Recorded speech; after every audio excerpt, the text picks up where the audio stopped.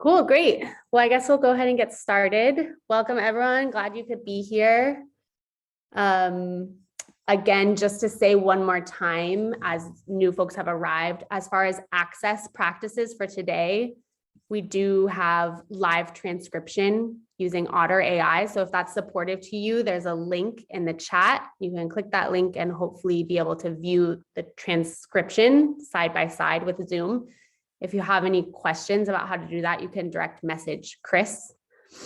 And then we will not be doing simultaneous interpretation into Spanish today, but we will at our next Q&A. So if translation is supportive to you, we hope you can join our next Q&A, or we can provide a translation from our transcription today. So you can reach out to us. So glad everyone could be here. We're really excited to have finally launched and to be able to share what we've been dreaming up for the last really year plus, this collaborate to co-liberate learning journey. So we're going to start out with just a couple introductions of folks who are here who are on the Nonprofit Democracy Network Stewardship Committee. Chris, do you want to start? Thanks, Nicole. Good to be with everyone.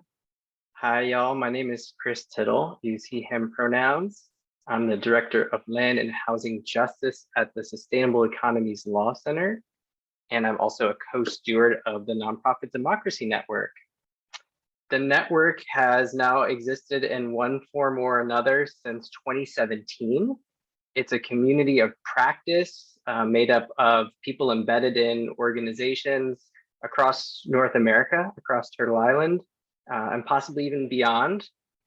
We started off with a 3-day in-person training in 2017 that brought together folks from about 20 organizations, or maybe 24. From there, we created a lot of tools and shared learnings about how to practice collective governance within our movement organizations. We had a follow-up 3-day in-person training in 2019 that brought together almost 70 folks from across the continent, continuing to build on our shared knowledge of like what's working, what's challenging, what are the growing edges of distributed governance through a lens of anti-oppression, anti-racism. How do we live the world that we want to see within our own organizations? And we've been somewhat quietly developing this next iteration of the network, which we're here to talk about over the last year. And we're very, very excited and excited to hear like what's bringing y'all to this conversation now and what you want this journey to be. So I think with that, I'm going to pass it to Itzel, who is a fellow member of the Network Stewardship Committee. Hello, everyone. My name is Itzel Nuño. I am a Workplace Democracy Project Coordinator, also at the Sustainable Economies Law Center. A lot of my work there focuses on sort of our labor-related programming, so working with cooperatives and worker self-directed nonprofits. And so, yeah, I'm very, very excited to be here helping to both design this journey and also learn from this journey alongside with all of you. So yeah, I'm part of the stewardship committee. So if there's also any questions or feedback, I'm also a point of contact for that. And I'll hand it over to Erica. Hi, everybody. I'm also on the stewardship committee. My name's Erica Sato. I'm a newer attorney at the Sustainable Economies Law Center and a legal fellow focused on mutual aid. So I'm really excited about this project because collective governance is such a big part of mutual aid. And yeah, I'll hand it to Nicole now. Awesome. Thank you all. My name is Nicole. I use she and her pronouns. I am here with you today from occupied Ohlone land in the Bay, where I've been for the last 18 years. And I am the project manager for this learning journey with the Nonprofit Democracy Network. I've also been on the stewardship committee for the last couple years, 2 or 3 years, as a member organization of the Nonprofit Democracy Network. So for the last 9 years, my paid work has been with a worker self-directed nonprofit here in the Bay Area. So I've been involved in that work and connected to the network, and have now stepped into this role of helping to project manage this epic journey. Just to give you a sense of where we're headed today, I'm just going to do an overview of the kind of broad arc of the journey and the structure. I know many people have probably had a chance to see this Google document, which I just dropped in the chat. It's like a 12-page document. It's a mini novella. So if you haven't had a chance to read through it all, we're just going to talk through it a little bit. In about 5 to 10 minutes, we're hoping to be joined by a past member of the Nonprofit Democracy Network who's come to in-person gatherings, just to share a little bit of their journey about the impact of the network on their organizational transformation. And then we just are going to open it up for the last half an hour, basically, for question and answer. So we've collected various questions by email. We have your questions on the Jamboard, and we'll also just love to hear from you and from your voices. So that's where we're headed today. So to get started, the folks, maybe if you would like to, you're welcome to follow along on the document. But essentially this structure, Collaborate to Co-Liberate, is our online learning journey that we've created as an adaptation in the world we're in now, where having in-person gatherings doesn't feel as accessible. So our intention is to build a learning arc that covers many of these iterative core elements of organizational transformation toward worker self-directed or collectively governed nonprofit organizations.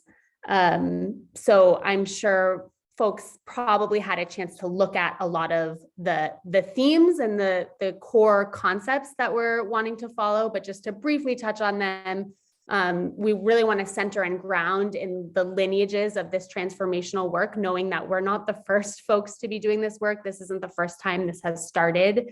So in the beginning, we'll look at some of that history and those lineages and offer some frameworks that might be useful over the course of the journey. And then we'll have a whole module focusing on facilitation and really centering relationship building and facilitation skills. And then a module around conflict engagement and conflict transformation. And then we will move into looking at leadership development and personal growth and how to incorporate that into this work. We will talk about decision-making, various types of decision-making structures and processes, and how to use those in the work of organizational transformation. We'll look at democratically distributing labor within an organization. How do you get this stuff done? How do you work together to collectively decide who's going to do what? We'll look at accountability as well. So what to do in the moments in which work's not getting done in the way that we hoped it was, or there are challenges around that. And then we move into some of the more organizational structure stuff. So looking at boards and bylaws and how to align your boards and bylaws with this type of collectively governed organizational structure. We'll look at democratic budgeting and more liberatory financial models that are more aligned with these types of organizational structures. And lastly, we'll move into what would be traditionally called sort of strategic planning, but zooming out and looking at how do we situate this organizational transformation within our ecosystem and network of relationships.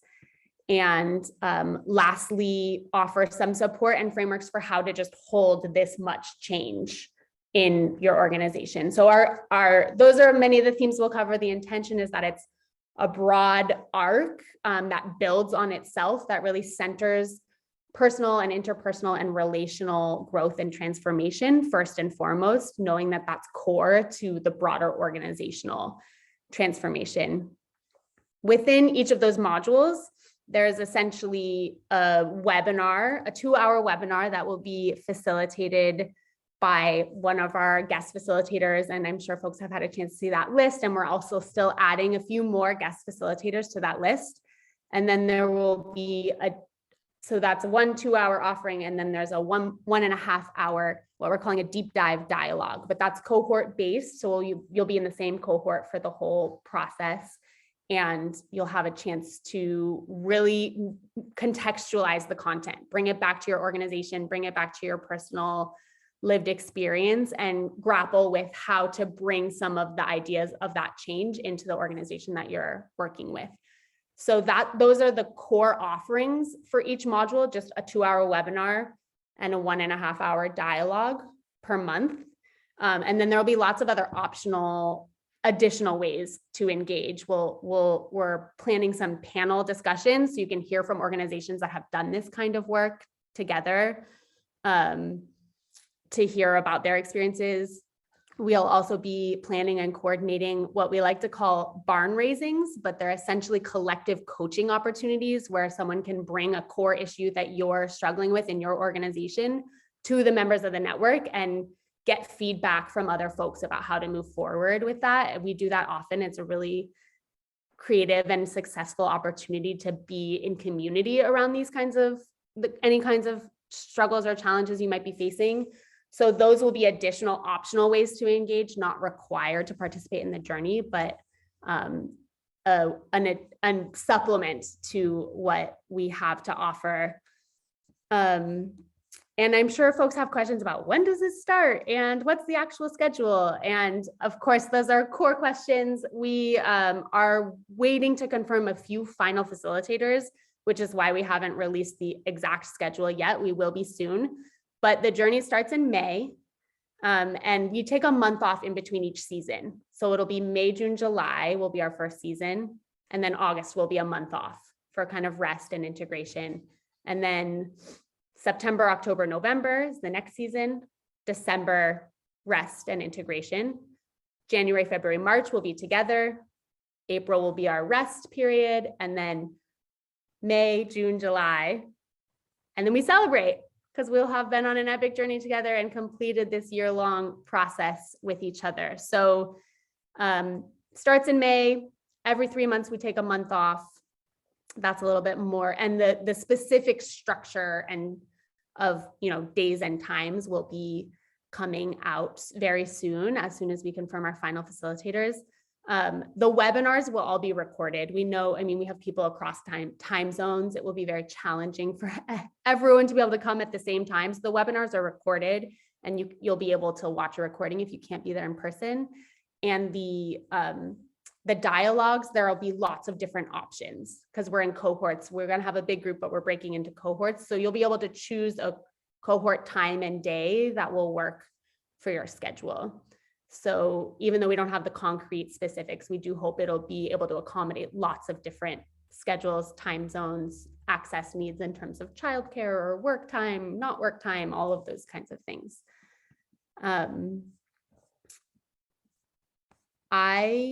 There's more I could say, but I see that Hilay has joined us. Hi, Hilay, welcome. Thank you so much for being here. So I just want to pause briefly from that basic overarching structure to give Hilay just a few minutes, a chance to just share with us. So Hilay's been a core contributor to the Nonprofit Democracy Network and also part of a member organization. And so we would love to hear from you just a little bit, Hilay, what your experience of connecting to the Nonprofit Democracy Network has been like, and what it has meant for the organization that you have been a part of. Thanks for letting me drop in. It's nice to see everyone's faces, and hopefully we can connect further throughout the year. I participated, I believe it was back in 2018, maybe 2017, hard to remember. And I came into the training. It was not in the same method of time that you all are doing over the whole year.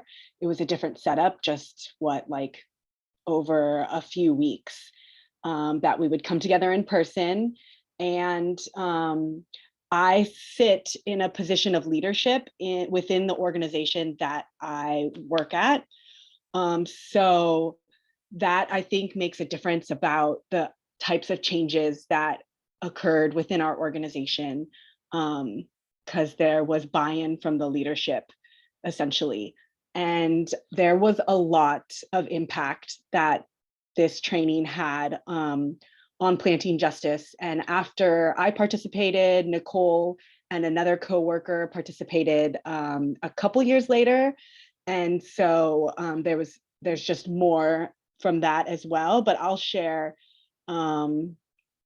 that we have several programs, like a handful, maybe 5 or 6 programs that operate independently of each other. And so we really took a look at our governance model through this training. And of course, as a nonprofit, we have a board of directors. And since the start of our organization, which our organization is about 13 years old, we've always had a large board of directors, over 20 members, and a lot of representation from staff on our board to be sure that the board doesn't kind of run away with big decisions and is really informed and led by staff who are on the ground doing the work. And so I recommended that Planting Justice develop a leadership council. And this leadership council is a body of staff members that are elected each year by their program teams. And so we have a nursery team, a landscaping team, a canvassing team, an education team, a farm team, an aquaponics team, and each program elects 1 to 2 representatives based on the size of their program. So our nursery team has 2 representatives because they have the most staff members in their program. And that leadership council is responsible for, essentially it's to decentralize and democratize decision-making, strategic development, and staff accountability. So we have 13 members. And we also have a representative from Segoria Te Land Trust on our leadership council because we are in partnership with them at one of our sites. And so there's also unelected members on our leadership council, and those are the administrative body, our co-directors, the assistant to the co-director when we had one, the operations director. Oh yeah, don't forget the media team sends a representative as well. And we have a maintenance team. They send a representative too. So it's grown. Each year, the elections happen in June. Each program team will elect a member to serve on the leadership council. They meet every 3 weeks, sometimes every 2 weeks, sometimes every 4 or 5 weeks would not be good. And then there's committees that kind of generate small work in between the meetings to get things done, like a housing committee to focus on housing, or a pay committee to look at pay, things like that. We also implemented a peace council. This was separate from the leadership council, but also an elected body in the sense that people are nominated to serve on the peace council for a year. And they choose to accept the nomination or not. And the body is made up of about 4 to 7 staff members. And they bring in third-party consultants who are restorative justice practitioners to support when needed. So the Peace Council is a resource for staff members to turn to when experiencing conflict in the workplace with a restorative justice approach, and in commitment to like our abolition, that we believe in abolition and that we're working towards abolition. So they meet every 3 weeks. They also bring trainings around like conflict resolution skill development to the staff meeting. Excuse me, Kitty. Let's see. The other 2 things that I'll just share back is that transparency, developing transparent methods of governance is really important, and in helping to like encourage participation and ownership and engagement. And so we created a decision-making graph, which is about 4 pages that outlines the types of decisions that are made within the organization, which body makes those decisions, whether it's the board, the co-directors, the program teams, or whatnot, who they have to seek information from. I'll let my cat out now. Who they have to seek information from and who they have to inform once they make a decision. So I wish that this document was more alive and active. It's something that we can refer to and use in onboarding and training, and it creates a lot of clarity, but it's something that we should be returning to. And the last thing is the transparent pay chart. So we wanted to have a pay chart that reflects the way that pay gets determined within the organization. And so we also wanted to, as a staff, agree upon some compensation agreements. So no staff member can make 2 times more than any other staff member. Everyone enters year 1 at the same base rate, which is $19 an hour currently. And then there's bump ups for people in leadership, like if they're on the leadership council, the peace council, or they hold a co-director role or a director role in general. But also people who are single parents, people who have children under the age of 5, people who are formerly incarcerated for more than 3 years. At year 3, they get a bump up. And there's probably other ones that I can't remember, but just that everyone is on the same chart. And, you know, there can be negotiations with the hiring committee. So each hiring committee can choose to have a bump up based on experience as well. But yeah, having that has been really helpful in terms of thinking about longevity, staff retention.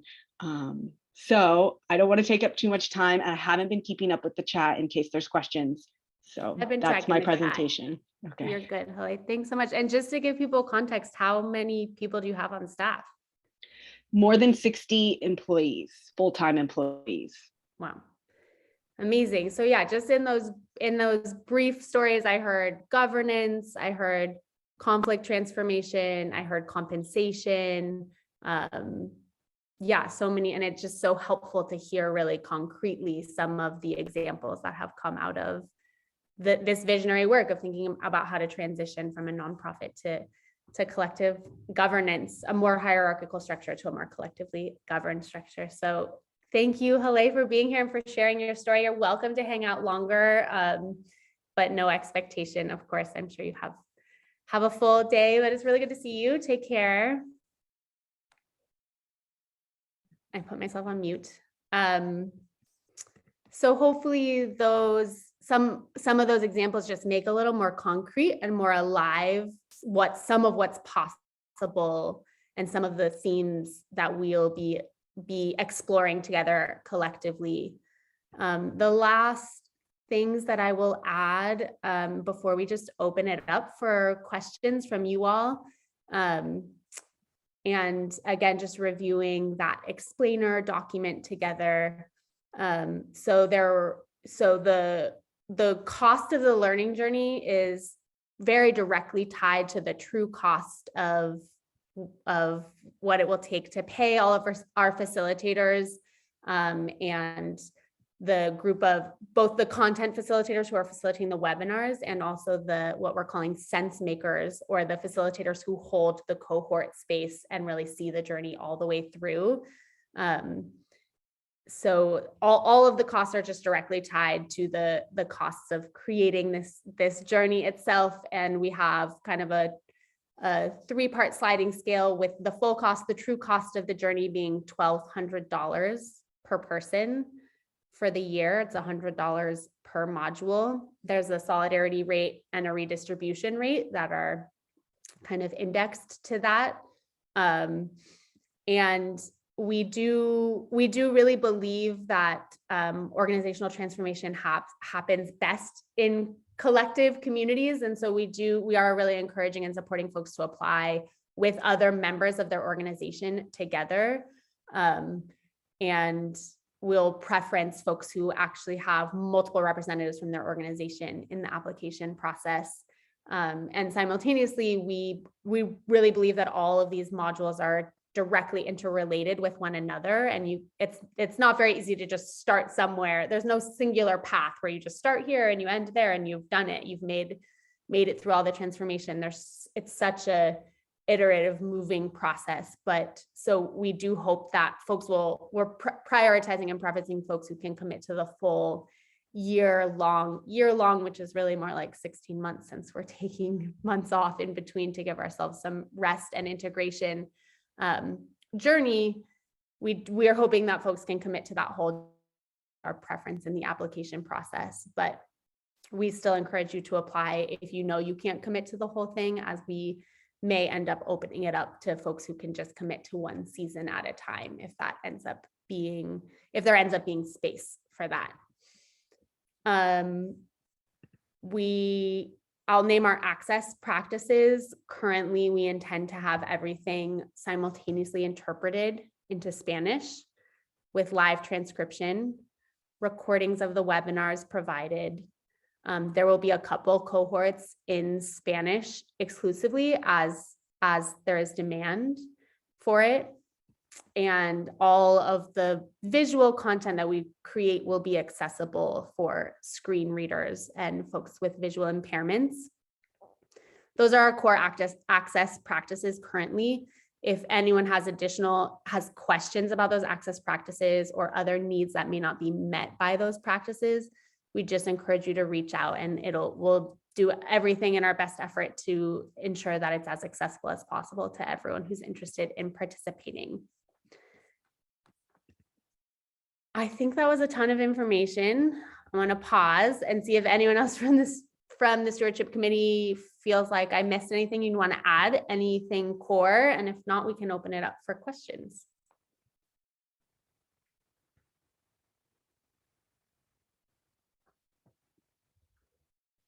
Cool. Great. So Erica's been looking at the questions that folks have been posting on the Jamboard. Do you have any questions for us that haven't been covered yet? Sure. I guess we could start with the basic question. When does this journey start? Awesome. Great question. Yes. As I said, and I'll repeat again, we will have a more official schedule with days and times and all of our final facilitators announced coming up very soon. But the journey itself begins in May, June, July, and every 3 months we'll take a month off. Okay, great. I think another question that we're getting in a couple different forms is sort of who's the ideal applicant or candidate? Can for-profits join, and can smaller organizations join, like if there's only 2 staff? Sure, I can jump in on this. Yes, it is called the Nonprofit Democracy Network just because of sort of our original base of people interested in this. It's not exclusive to nonprofit organizations or those who are formed as a nonprofit corporation. What's more important to us is that folks are coming with a real desire to transform or to deepen their internal governance practices, that there's some kind of shared vision for the larger sets of transformations we're working towards in the world. And that there seems to be like enough buy-in from the organization or people participating that is really going to support the organization's change. So anyone is welcome to apply regardless of your corporate status or entity choice. Cooperatives, for-profits, nonprofits, unincorporated, grassroots formations, we really welcome that. In terms of like size and other aspects, we have tried to design this to be relevant and applicable to organizations at multiple stages of this sort of longer journey and multiple sizes and scales.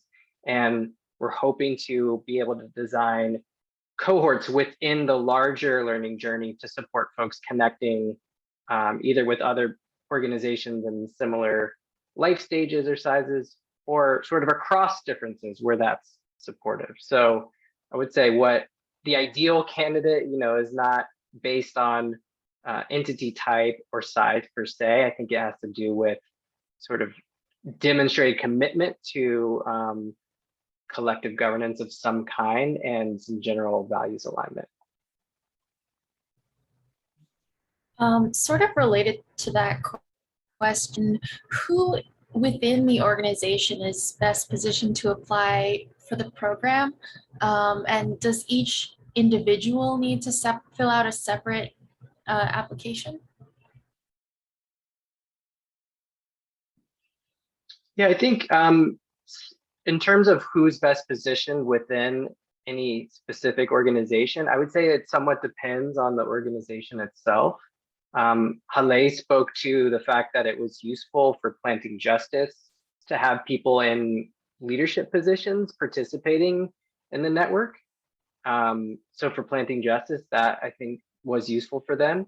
I know they also had staff that weren't sort of in that same leadership position that were also participating. For other organizations, maybe it's like an organized cohort of frontline workers who are trying to, like organize themselves internally to be able to push for some of these changes in a larger institution. So I think it somewhat depends on the context of the organization. As Nicole mentioned, we do really encourage folks to come with a cohort with coworkers or fellow folks embedded in that organization, because we know that learning happens in community and that this sort of long-term ongoing process of change really takes teamwork. On the application part, Nicole, do you want to answer that? Sure. Yeah. And I was going to add, in terms of who from the organization is, the best representatives. I agree. It's a very kind of case by case consideration, but I would also add like folks who have time. This is a non-trivial commitment. And so if executive leadership staff is on board with some of these transitions, but doesn't have the time to fully engage with the commitment, it might make sense for other staff who are better capacitated or maybe have more time to be the participants in the journey and to share back the learnings and the encouragement for next steps with other staff. And we hope to have these webinar recordings as sort of ongoing resources, available resources, but we're open to having them shared with other or members of the staff who aren't in the journey. So you might be able to, like, if there's a particularly exciting or meaningful one that's really relevant to your organization, you could share the webinar with the ED if the ED is not a member of the learning cohort, and they could watch it. And we expect, we don't have any expectations that like your organization is going to come to one webinar and one dialogue in a month and then fully transform your compensation structures so they're equitable, just, and aligned with your values. We recognize it will take work outside of just the sessions that we have together. So that the sessions are intended to be a support scaffold, but there will be more ongoing work that happens within the organization. And so you'll be bringing learnings back and forth, if that makes sense, between the staff who are participants and staff who are not. So I personally think like making sure resourcing folks who actually have the capacity to participate will be core. As far as the application, you can fill in just one application for your whole organization. There is a question to list who else, names, contact information, et cetera, for anyone else on the staff who's interested. When we get to registration, each individual will register because the platform that we are using is Mighty Networks, which is a social media platform that uses an individual login to access the content. And we would love for everyone who's in the cohort to be able to access the network so that you can participate in other offerings that are happening on the network that aren't just specific to this journey. So hopefully answered that question. I know we have more questions on the Jamboard, but I would also just love to open it up and see if we can hear from anyone else's voices in the room. So if people who are here listening have additional questions you want to raise, I want to just pause and give space for that. Yeah, and go ahead and go ahead, Allison, and then others can just raise your hand and join on. And yeah. Thank you, Nicole. My question is piggybacking on what you were just talking about.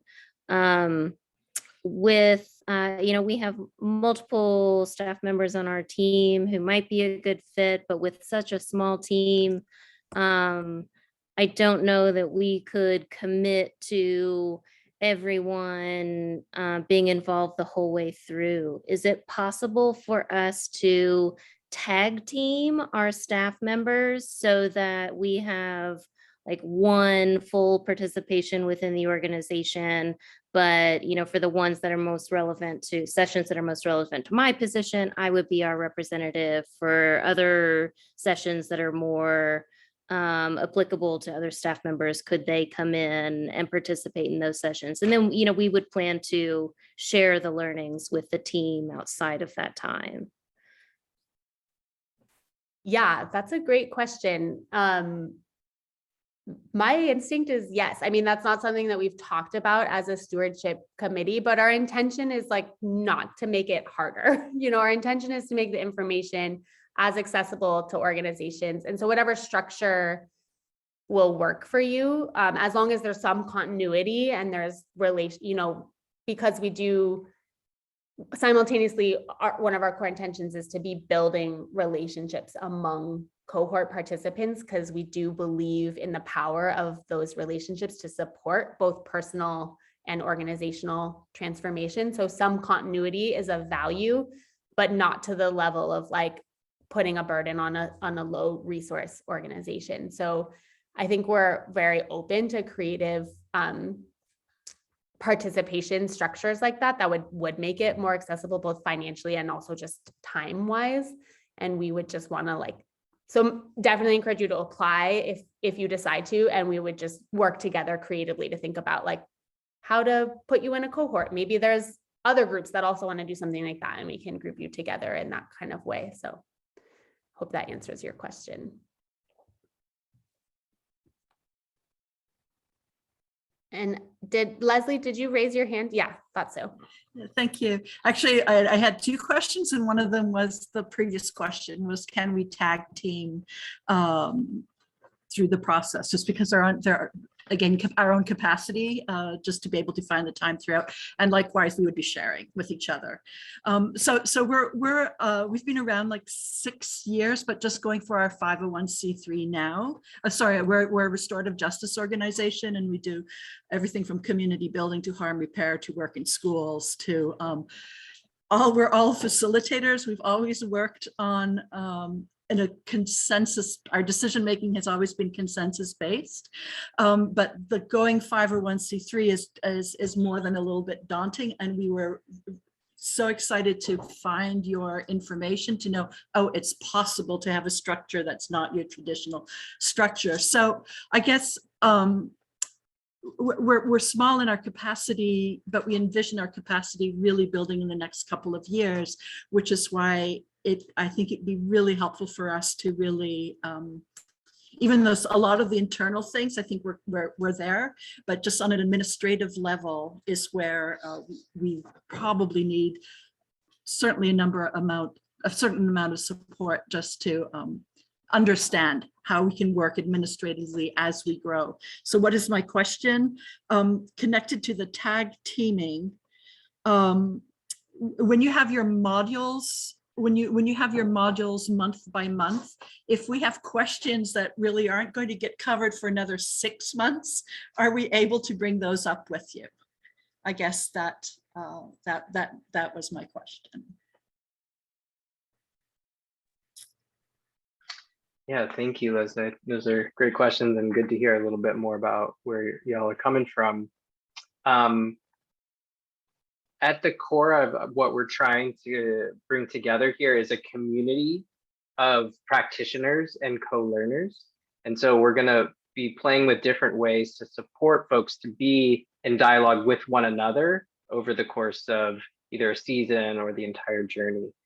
So some of that will happen through the Mighty Networks platform that Nicole mentioned, which enables people to, for example, post questions and engage with each other directly that way. You know, we'll also be open to developing different ways of supporting cohort members to be in dialogue over the course of it if Mighty Networks isn't accessible. For example, the barn raising approach that Nicole mentioned is another way to sort of call in support or inquiry around particular topics. And I don't think we'll be saying you can only talk about the particular module we're in, because as Nicole mentioned as well, all of this is very interconnected. And in some ways, we're making arbitrary distinctions about how to group these modules. So yes, we definitely are interested in supporting those types of learnings across and in between the different modules as we've categorized them. And that's going to be somewhat of a participatory process, I think. So depending on the people showing up and supporting each other a little bit. I don't know, do other council committee members want to add to that? No, I think that's great. I think yeah, I think the barn raisings are going to be a really exciting and somewhat more like emergent space, obviously, as the cohorts get to both learn from the webinars, but then also learn from each other in the deep dive sessions, any types of like ideas or questions that folks are really wanting to just get more brain power on. So what we're going to be doing is supporting on like the coordination of, so like, let's say, yeah, you do have a question that you would want to bring them, you will let us know and we'll help sort of coordinate the like Zoom links and the invites and all of that stuff.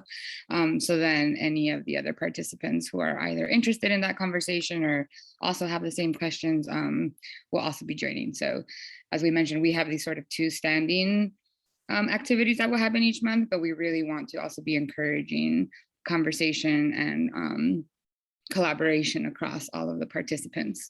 So we'll be here to support with that. And it also reminds me just briefly, one of the other small benefits of the journey is we'll be hosting a few, SELC, the Sustainable Economies Law Center, will be hosting a few legal cafes. I don't know if Erica, you want to say anything more about the legal cafes, but it is a chance to get support directly from attorneys at SELC, not official legal advice, but visioning, brainstorming structures around how to implement some of the changes that you're thinking about implementing. And so we'll host a couple of those legal cafes that are specific to participants of this journey. Did I capture that, Erica? Is there anything to add there? Yeah, I think that was good. These, I guess I can just add that, you know, this is an ongoing program that we have. You can sign up now, or you can sign up for these specific cafes. And we have SELC attorneys and volunteer attorneys, and we often give advice to nonprofits and worker co-ops. And it's less, you know, reviewing documents for you, because we usually don't have time to do that kind of thing, but talking through a structure of your organization or other discrete legal questions that you might have.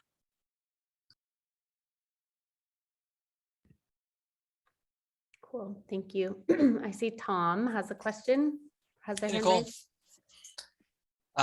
Yeah, so I'm wondering, are there existing like toolkits and guides that the Nonprofit Democracy Network has already created that are accessible, that we could also kind of look at and decide like, oh, does it make more sense for us to do like some kind of self-paced, grab some things and try some stuff in the org, especially in the interim months between now and May? Yeah, I can answer that briefly, and then Chris, if you have more to add. We do, so we already have an existing Mighty network of everyone who's a member of the Nonprofit Democracy Network from past gatherings, and we have a resource section with a that's categorized based on many of these similar themes with a lot of resources. Those weren't Nonprofit Democracy Network created toolkits or guides, but there are models, examples, example bylaws, slides from past presentations. So there's a huge amount of content there. And we actually haven't had membership open for the Mighty Network yet for quite some time, but we could totally open it up. We could consider opening it up if having access to those resources would be useful. And everyone who joins the learning journey will automatically become a member of the network. So you could, if you registered soon, you could have access to the network and have all of those resources. As far as I know, there aren't like specific toolkits though that we've created. Chris, is there? Yeah, what has happened within the network over the past several years has been a lot of existing organizations sharing, policies, practices that they use. And we do have those in some kind of shared Google folder, which I presume we could make available to folks joining the network as well. The Law Center also has a number of resources and some toolkits developed as well on our website, and I can drop a link to that in a second. So there are some things out there for sure, and yeah, that's a goal is for members of the network to sort of collectively create a body of practices and policies that we can learn from one another. Cool. Thank you.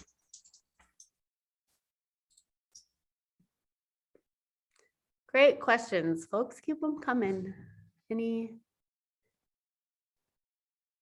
more questions out there?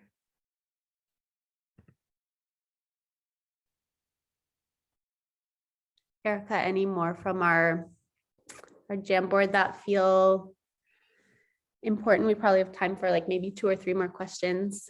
And then I'll share just a little update about what's next from us. Sure, there's still, a couple more questions. How computer literate do participants need to be? Yeah, great question. So the primary tools will be computer-based tools. Since it's an online learning journey, it's Zoom for our gatherings, for the webinars, and also for the cohort gatherings. Those are Zoom links. And then the Mighty Network is the platform. So if you're not familiar with Mighty Network, it's like kind of like a Facebook structure, but it's different than Facebook. It's an online platform. So it's not a separate app. You just like type in the name of the platform and then you create a login process. You create an individual user account with the username and login. And the infrastructure of the platform is monolingual English. So we're working on having everything translated, but it is an infrastructure. The infrastructure that's given to us that we don't have control over is in English. I hope that answers the question. So I would say it does require some amount of computer access, accessibility. Yeah, I guess I'll just add that we recognize that may end up being a barrier to some folks. And so I think we have a general commitment to figuring out ways to keep people engaged and to make things accessible.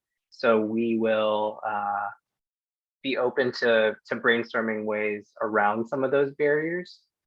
Just thinking out loud a little bit, like in other online learning spaces I've participated in, for example, we've created WhatsApp groups, like to facilitate communication through an app that a lot of people have familiarity with. So yeah, there is some familiarity, I think, required to get the most out of it, and we hope to be able to work with folks. And we could talk more creatively about how to support like a lower tech cohort that doesn't really need to go through the Mighty Networks. We could create a WhatsApp loop and just text links in that way. So obviously much of the participant engagement does happen that way, but we would be really supportive to try to support people where they're at. I would say the majority of my staff at Planting Justice, where I work, are really mobile savvy, but not computer savvy. So we make a lot of modifications in order to engage in these kinds of processes together. I see Megan. Yeah, thank you. I'm curious about what your trying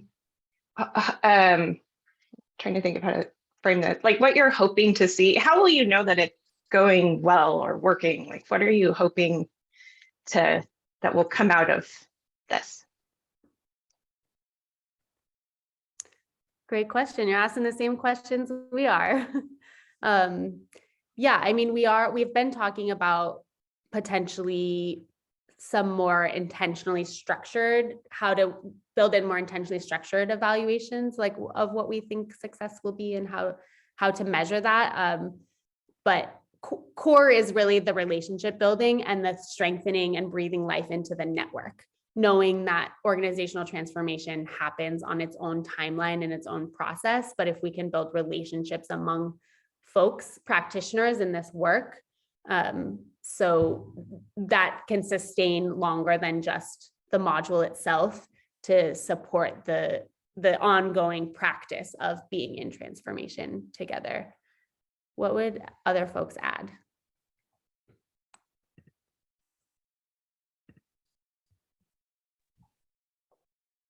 Sure. Yeah, this is like my own personal take on this is both really to just like provide a lot of the information and tools that help organizations actually move through this, right? Like we've all come to this call because to a certain extent we believe in this and agree in this structure, and also it is really, it's like a lot of work to get there and to operate in that way and to continue to operate in that way. So really excited to share tools, resources, and honestly, more than anything is like real life examples of how it's worked in other places. In our work, when we do consultations with folks around this type of work, oftentimes it's a lot of like the storytelling that is really useful to folks. Like when we face this challenge, this is how we dealt with it. We've seen other folks deal with it this way, and you're going to deal with it probably in a slightly different way. So sort of providing some of those examples, connections to other folks who have maybe dealt with the same challenge, but in a more similar way, given either the size of the organization, the type of work that the organization does. And yeah, as Nicole really spoke to it, just this continued and ongoing support. If you're really trying to do this work in isolation, it can feel very hard and heavy and difficult to move past certain challenges. And it is a lot. It is really helpful to just watch other people in different phases of this work have also moved through it and share what they're learning. And so, yeah, and in a lot of ways, it's also us trying to organize a lot of the lessons that a lot of different organizations have learned in their own journeys through this. And so we really collected a lot of what other folks have, learned and experienced and feedback. And that's why we're also bringing in different facilitators and experts from different fields to really, as much as we can, cover a variety of ways in which different organizations, different structures, different sizes, different focuses of work can really embody a lot of these values.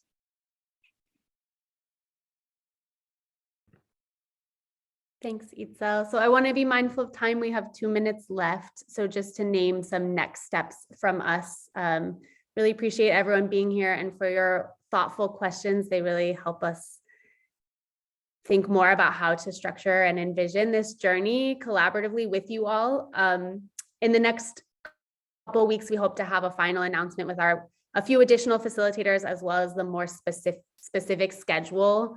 And I'll let you all in on a little secret. We do intend to extend the application deadline. So the deadline is the 21st right now, but we will probably extend it at least to April 1st. But still, if you want to apply, encourage you to get it in sooner rather than later. We will start reviewing applications after the 21st, but we'll be sharing an update with that extended deadline, the last remaining facilitator confirmation, the schedule.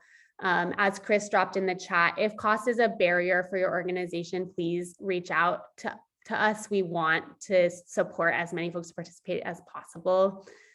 If you have, we will be sending out this recording as well as answers to the remaining Jamboard questions that didn't get answered today. And we do have another Q&A next Thursday at 10 a.m. So that's an additional resource you can send folks to.